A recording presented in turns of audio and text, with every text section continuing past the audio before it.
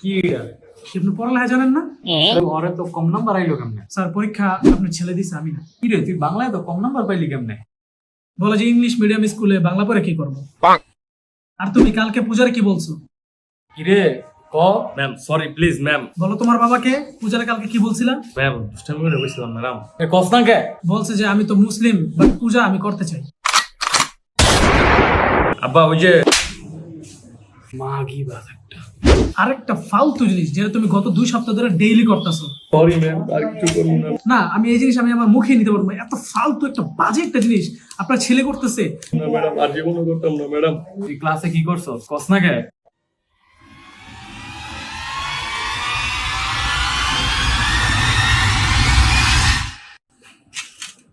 किस कलर की चड्डी पहने हो? লাগলে ফেল হয়ে যাবি, তারপর এমন বকচুদি করবি না।